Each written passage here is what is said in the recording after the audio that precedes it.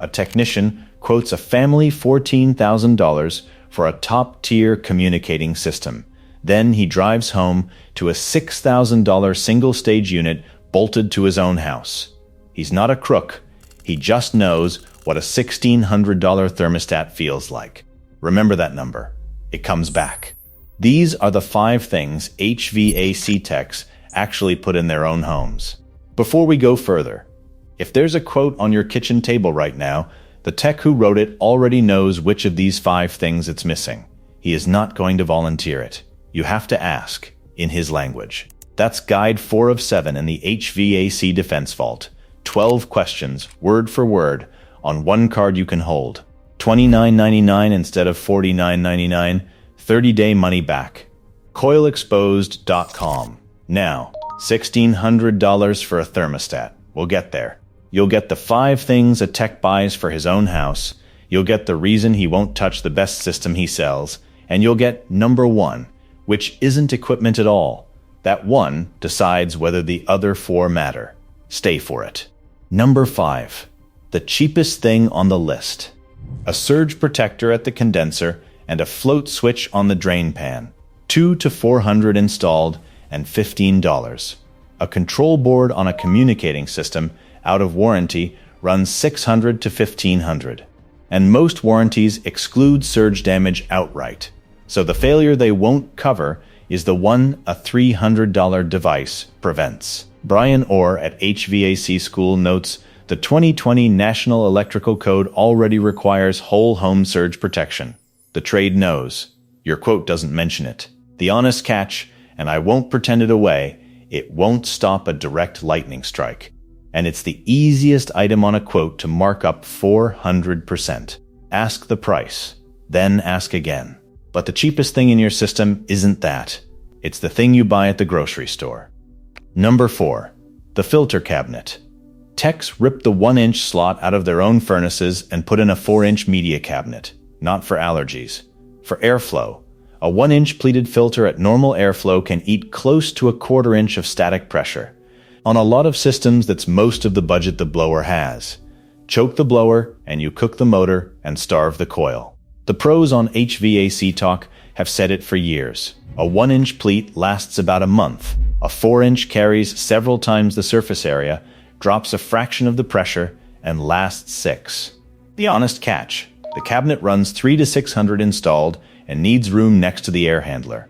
If your ductwork is already undersized, a deep filter won't rescue it. It just stops you making it worse. Quick 1, and I read these. What's in your filter slot right now? 1-inch or 4? Tell me. I want the split. And if you've made it this far, you already understand what this channel is. It doesn't tell you what to buy. It tells you what they hoped you'd never sit down and calculate. Subscribe, and you won't look at a quote the same way again. Number 3, and here's your $1,600.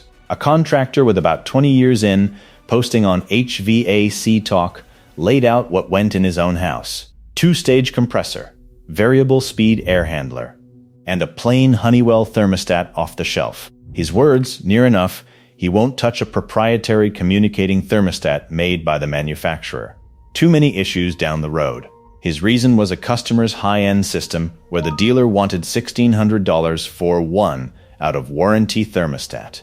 That's the loop I promised to close. A thermostat, $1,600. Elsewhere, a Carrier Infinity owner lost the ECM and the board together. $3,000. National backorder. Weeks without air.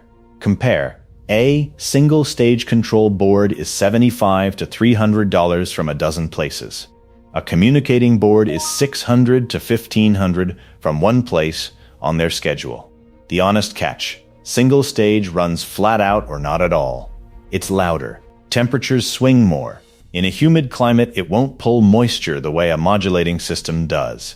That's a real trade, and I won't pretend otherwise.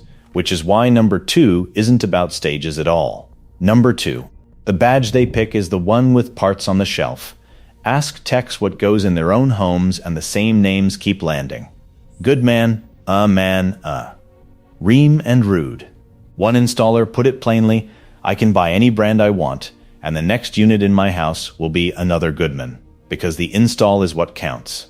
Another wouldn't put train in his own home until there was a local distributor, so parts came next day. That's the criteria, not prestige. Availability, then the other end. On Lennox's own support page, in their words, for safety reasons, Lennox does not make parts directly available to consumers, only through the dealer network. Read that as a homeowner in August. Every repair goes through one door. Now the honest catch, and it argues against my own list.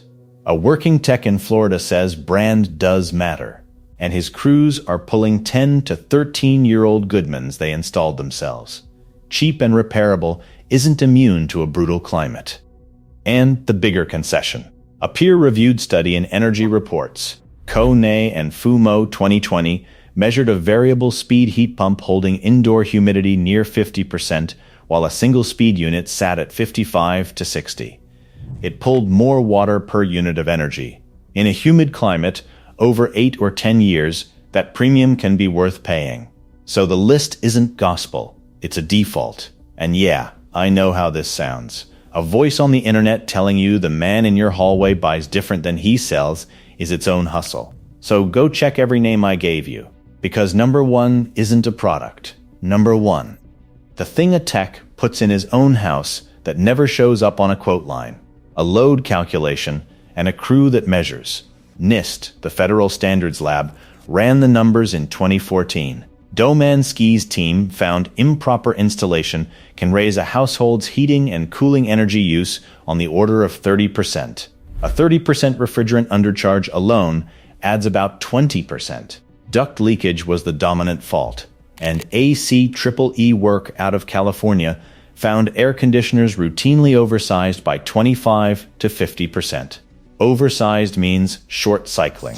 Short cycling means a clammy house and a compressor that ages fast. So run it. A 30% penalty on a $9,000 system against the $400 you'd save picking a cheaper badge. The install outweighs every brand argument on the internet combined. That's the flip.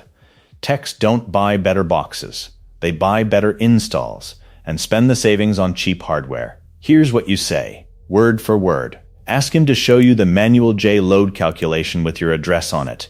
Not a rule of thumb, the document. Ask what target subcooling he'll set and what he measured at startup. Ask whether the filter slot is 1 inch or 4. Ask if there's a float switch on the drain pan and a surge device at the condenser. If he sized it by square footage or by what's out there now, get another quote. That's the whole defense. The point was never to scare you out of buying. It was to walk you in already knowing the game. The $14,000 on that quote was never buying a better machine. It was buying a more expensive machine to repair. The next one breaks down the 7 levels of home cooling and what 3,000 buys against 25. YouTube thinks you'll like this video, so click it.